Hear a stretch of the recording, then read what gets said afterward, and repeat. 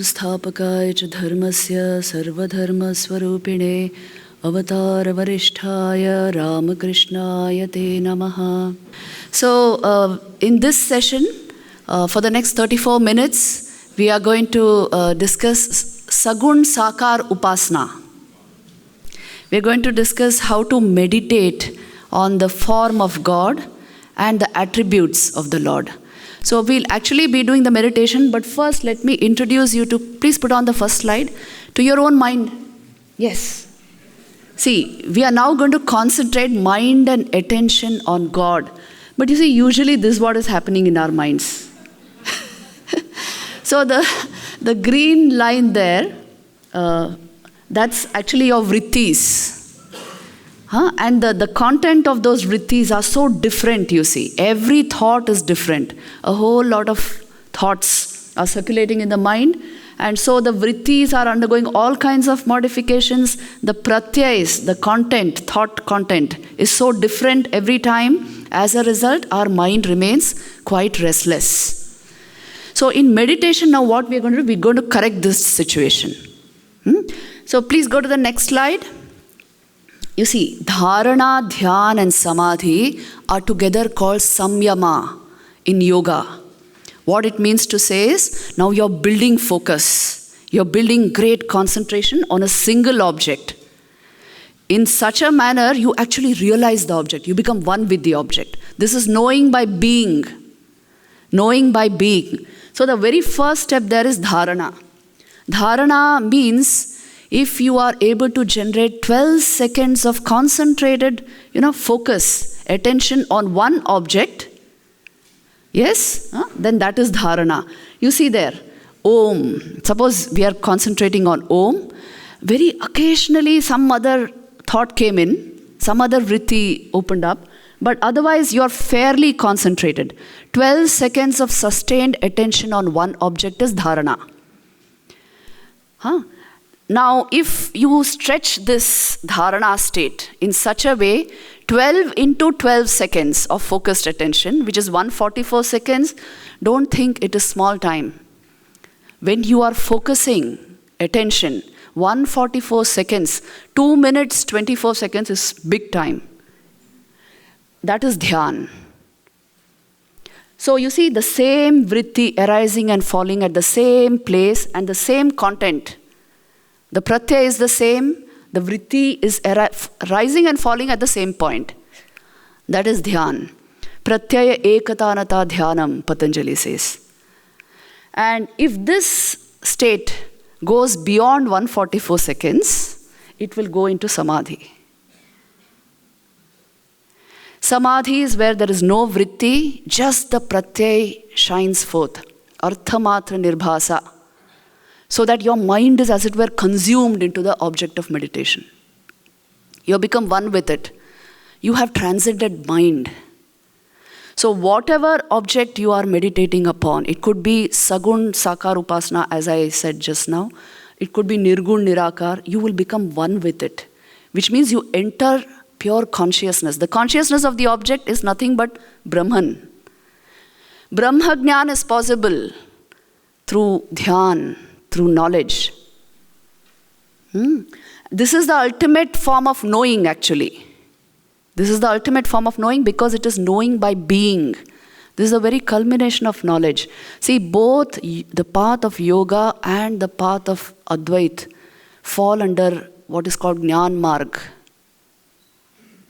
So this is a way of knowing by being. That's why meditation is so important. Without meditation, you cannot get a real grasp on the object of meditation. You cannot know about it because you cannot be one with it without meditation. This is the understanding, and that is why we meditate. Another important thing I want you to know is, yesterday we had been discussing bhakti, isn't it? You see, all these theistic schools of Vedanta, what we call Bhakti Vedanta, and Christianity will give us a very important secret of bhakti. You can put down the slide, yes. Secret of bhakti is being able to make a solid dharana of Bhagavad Bhav. Are you understanding the meaning of this? Being able to make a dharana of the nature of the Lord. Dharana means continuous thought flow. of the nature of God, the nature of the Lord. If my mind is able to make that, nothing can stop my response to the nature of God. That is bhakti. The response of the soul to the love of God, to the nature of the Lord is called bhakti. So the starting point is God Himself. He alone instills bhakti or love in the human heart. But for that, the mind must be able to conceive of His nature. Think of Him. Think of His, His love, His compassion, His kindness, His glories. Then only the soul will respond. And that response is called bhakti. So this is the great secret of bhakti given in our bhakti shastras. This makes a lot of sense when it comes to meditative practice. Why are we asked to meditate on God? So that our mind soaks in those attributes, it becomes godly. Then you will have no problem in understanding and loving God. But if my mind never took in these impressions, you see, application of mind is tapasya. If my mind never took in these impressions, I will not be able to, have this intense bhakti for the Lord, because I am not able to form any clear conception of Bhagavan, the nature of the Lord. So this is the great secret of bhakti. Knowing this, it is important to practice meditation. Sagun Sakar Upasana. See, if your very inquiry is of the nature of Nididhyasan, maybe you don't require dhyan. But for most of us, I told you the ordinary mind, I showed you the slide, that's how our mind is. Knowing this, you must adapt a technique. Once you adopt a technique, the technique works on you in such a way, the dhyan state, once it is generated, you really don't have to work hard on bhakti or even jnana. Automatically they will come into your experience. Sri Ramakrishna used to say this, See, he never used to say I, but at one particular place he says it. He says, those who meditate on this, on me, he says, they will inherit my wealth. And that wealth is great devotion, knowledge, and samadhi, ecstasy, clear vivek, discernment. They will inherit this. Sri Ramakrishna himself has said this. Those who meditate on me will attain this. So this important is meditation. And whom are we actually meditating upon? Just imagine and see. One who was, perpetually in the samadhi state, constantly talking with the Divine Mother of the universe. Sri Ramakrishna would say, to say Om, I have to come down 100 steps. Imagine that consciousness. He not only said it, he was in that state. Then at another place he says, to interact with y'all, he's talking to devotees, he says, I have to bring down my mind. Usually my mind is plunged in the Divine Mother, the very embodiment of existence, consciousness and bliss. But to interact with you, I borrow 1/16 of my mind from the feet of the Divine Mother. And with that mind, I talk with you, I laugh with you. Just imagine what he was. And that's why every day, you have read the gospel, you know it. Going into samadhi and coming out of it, it was so natural. And people would not understand that bhav samadhi of his and would... village people would even say, he dies many times a day and comes back to life. It would appear like that. But this constant moving between the nitya and the leela, and the level of concentration that could be seen in Sri Ramakrishna. So we are meditating on him now, on his form, his attributes. So it should take us beyond our normal way of working, the normal kind of mind. So we will now just practice the meditation. Sit straight, all of you. The first step is always the spine should be erect. For all yogic meditations, this is the procedure. Spine should be erect and regulate your breathing. You can close your eyes. Make your breathing deep.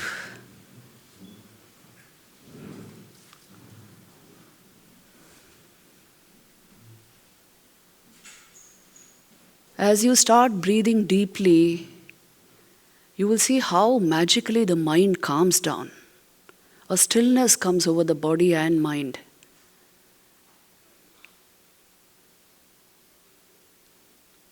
Get established in this, and then we are ready to meditate.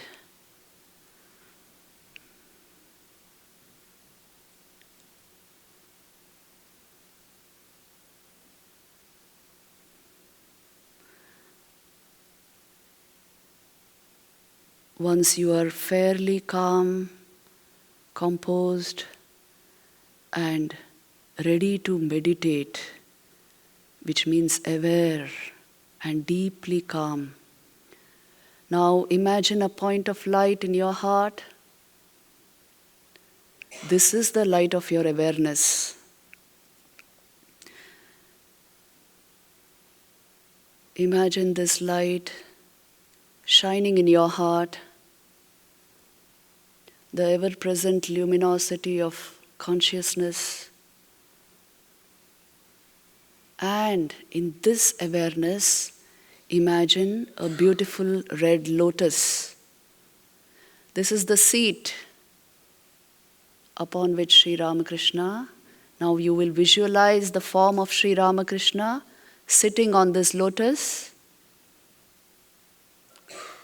See, meditation is a very simple technique. You just have to imagine you are looking at this picture of Sri Ramakrishna in your heart.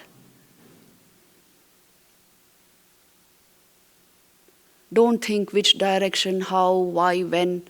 Just look into Sri Ramakrishna's image shining in your heart. Don't think, where am I sitting? Which direction am I facing? Just you're sitting in front of him and you're looking into his eyes.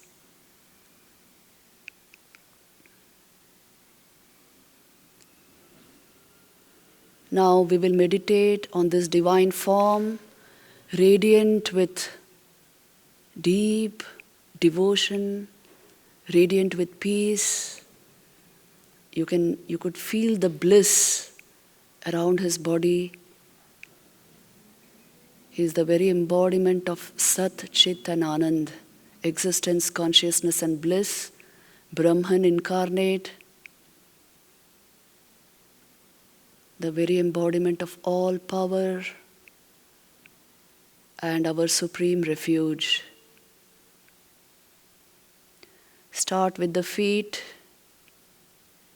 Imagine those tender feet of Sri Ramakrishna. He is sitting cross-legged.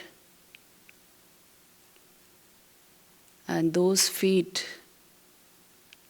they grant fearlessness, they grant freedom. Those feet are the refuge of the whole world.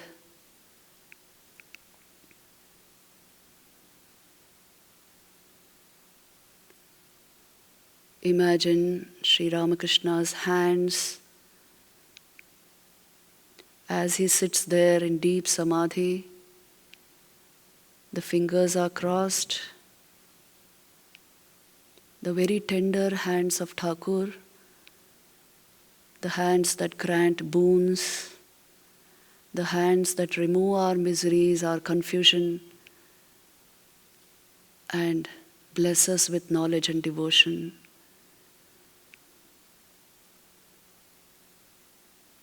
Imagine the loosely tied cloth.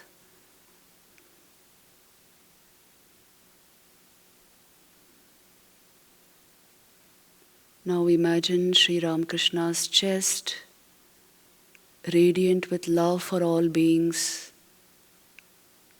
the very embodiment of kindness and compassion, who incarnated only to shower that love on all beings. He came into a human form.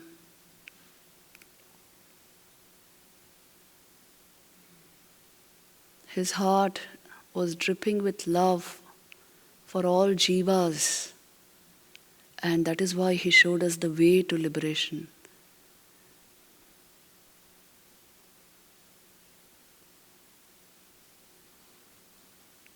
Meditate on the entire luminous form shining in your heart.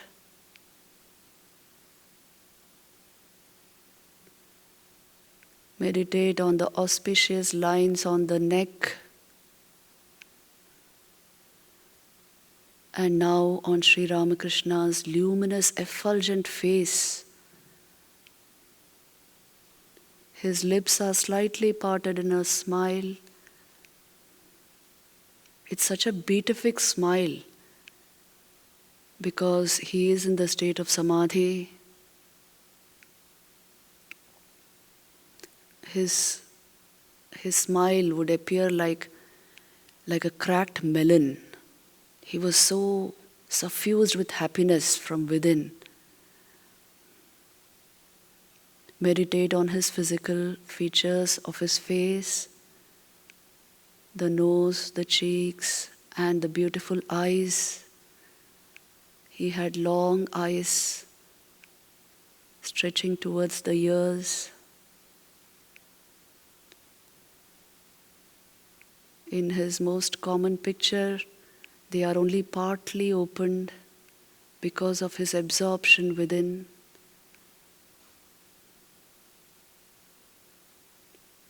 Those lotus-like eyes beamed with God consciousness. And anybody who looked into them felt the divinity of God in him. In fact, without him, we would not have understood what God means.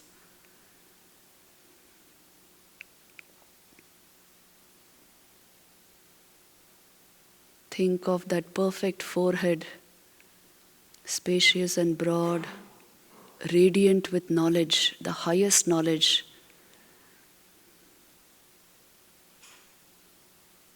The well-formed head. Sri Ramakrishna's aura could not be mistaken. Around him, there would appear a light, and he would appear to shine in that light.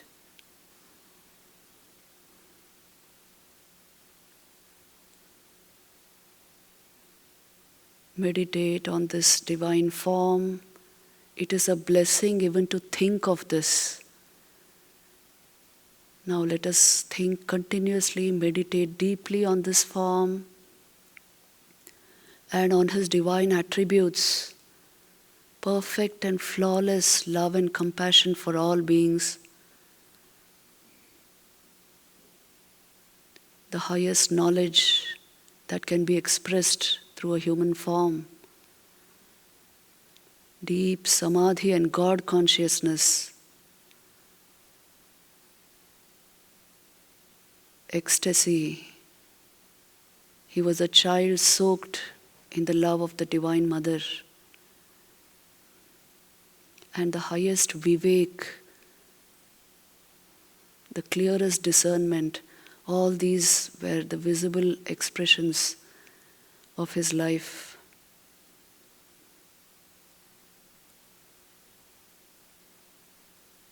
Meditate on this divine form.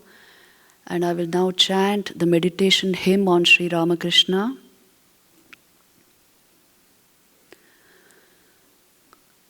Hridaya kamala madhye rajitam nirvikalpam sadasadakhila bheda titamekaswarupam Prakriti Vikriti Shunyam Nityamanandamurtim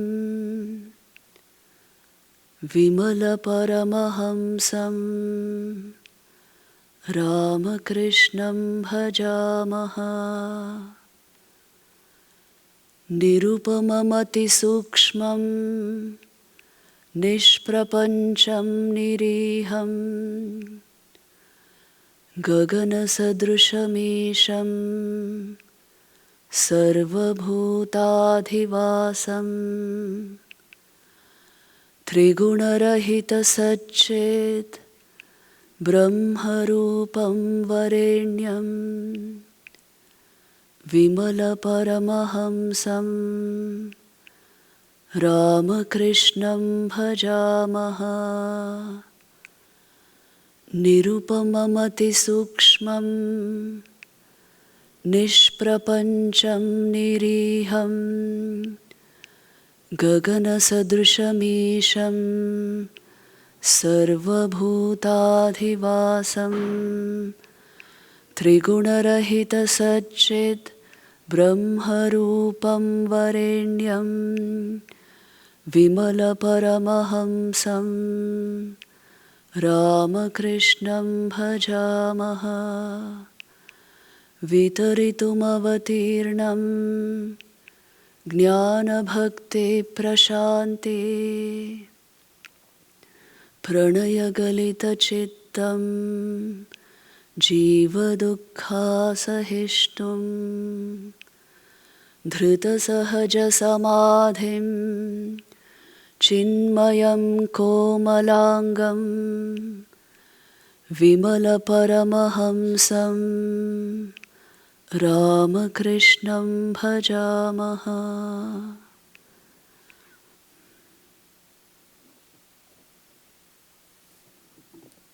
Keep up the meditation. I will just read out the meaning.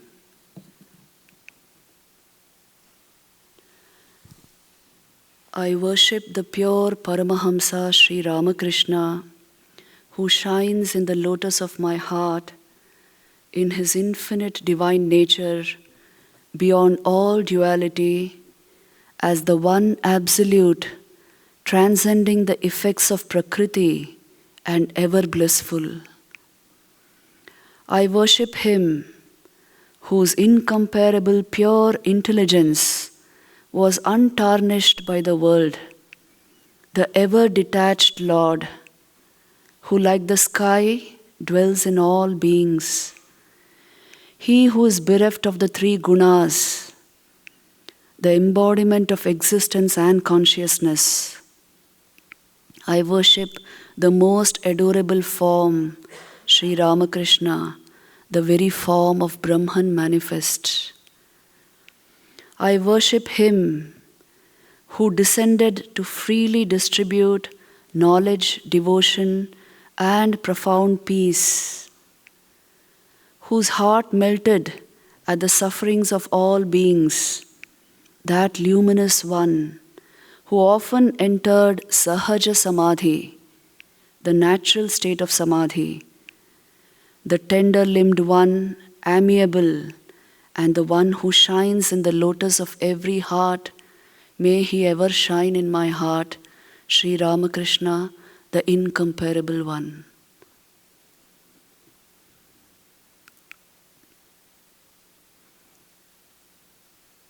Keep up the meditation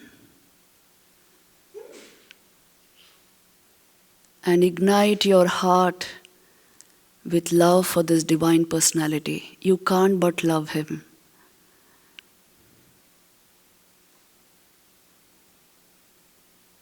He is the very essence of what we call spirituality, the very embodiment of dharma, the radiant supreme avatar, the incarnation who destroys all doubts, the incarnation of the age.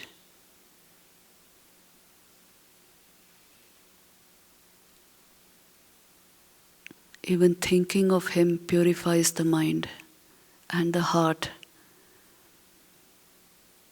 Meditating on him cleanses us of all sins and the results of karma. Just keep your attention on the divine form.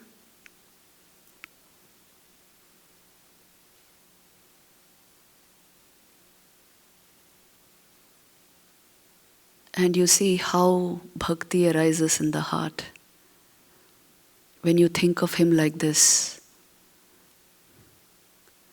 How can you not love him? He is the very stuff of which you are made.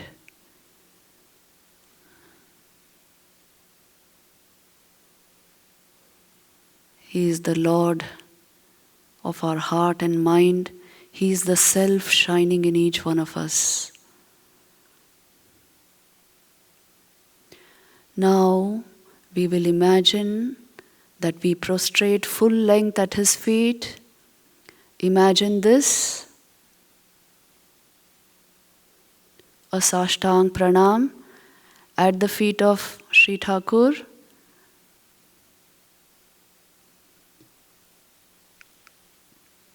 With this prayer, Niranjanam Nityam Anantarupam Bhaktanukampa Dhrita Vigraham Vai Ishavataram Parameshamidhyam Tam Ramakrishnam Shirasa Namami. I bow my head in obeisance to the embodiment of the Absolute, the spotless pure one, eternal and of infinite forms, who out of compassion for devotees assume the form of Sri Ramakrishna, the supreme incarnation of Brahman.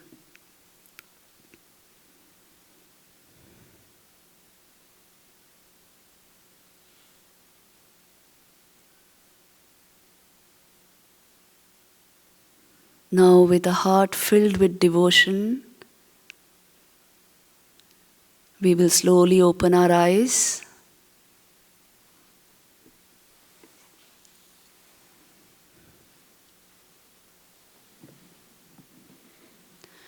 And watch the state of your heart.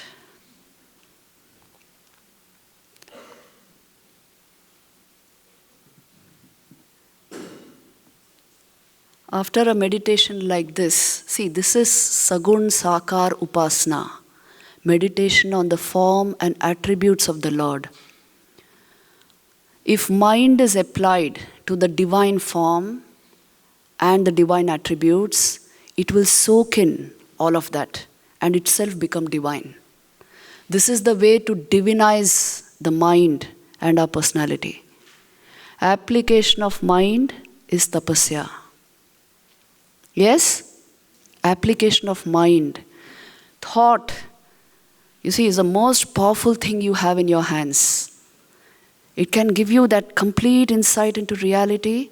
It can make you divine. But it must be used like this. And meditation on God with form. Because the form is only radiating the formless. The mind is only radiating, the divine mind is only radiating pure consciousness. So our own mind turns divine. It touches Brahman. This is Sagun Sakar Upasana. If it is properly practiced, it is very fulfilling. In fact, most people are doing this. This is the Upasana technique generally given in our Sangha, in our order. Even when you are given a Diksha mantra, you are given an Upasana technique. Concentrate on the heart center and meditate on the divine. Think of Him. Whatever we think of, we get the characteristics of that thing. You see how magical it is. Mind is like that. Mind has been created like that. Whatever it will think of, it will absorb. Thakur used to say, "Mon dhopa ka pader motun." It's like clean linen. Whatever you dip it into, it will catch that color. So that is why the importance of meditation. This continuous thought flow towards the divine. I will give you one incident here and conclude this session. It's a very beautiful incident in the life of Sri Ramakrishna himself. It has been recorded by M. You won't find it in the gospel. It is somewhere else. So once, at that time, M. Mahendranath Gupta, who is the author of the gospel of Sri Ramakrishna, who put it together, he was living with Sri Ramakrishna at this time. And then this one night, Sri Ramakrishna suddenly comes to him and tells him he wanted to hire a carriage, a horse carriage, to go to Kolkata. Now M is so surprised because this was not Thakur's usual way. And anyway, a carriage was brought and M and Thakur sat in that carriage. And Sri Ramakrishna himself directed the way to a particular house in Kolkata. And when the carriage reached that house, Sri Ramakrishna got down and M helped him. And it was so dark, they must have reached at 12 o'clock night. And M is so surprised what Thakur is doing. And then Sri Ramakrishna went to a particular home and knocked the door. And now one man came out after 2-3 minutes. And as soon as he saw Thakur, he fell at his feet.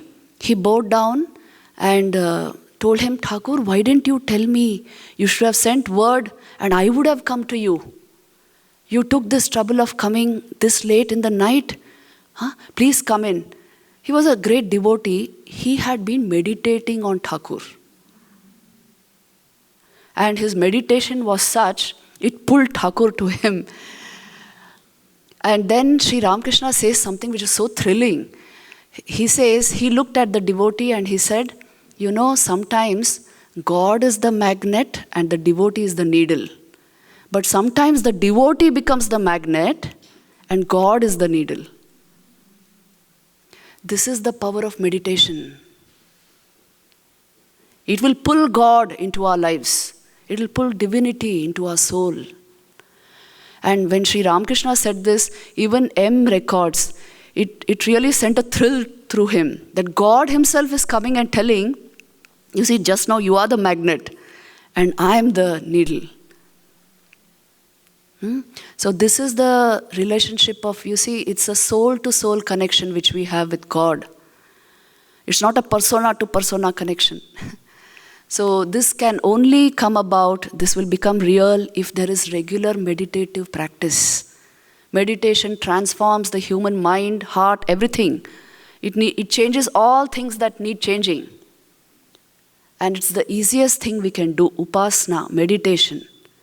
So never leave that out. Application of mind is sadhana, it is tapasya. Where I apply my mind, that dimension will become real. What my consciousness is focused upon, I will experience that. This is how we transform our consciousness. So the fact is this, that if you meditate, God gets pulled into your heart. That's the bottom line. And so many devotees have experienced this, even today. You know, Sri Ramakrishna may not suddenly appear before us, but in meditation, you will feel his presence. So meditation is life transforming actually. And what greater sweetness can there be than this, tell me? The Lord shining in your heart. Don't go just to the logical brain which will say, oh, should I face the Lord? Which direction? How? Don't go into that. Many devotees ask these questions. Just meditate on him and fill your heart with love. Love is the great transforming agent here. So this is the secret of bhakti. Om Shanti Shanti Shanti.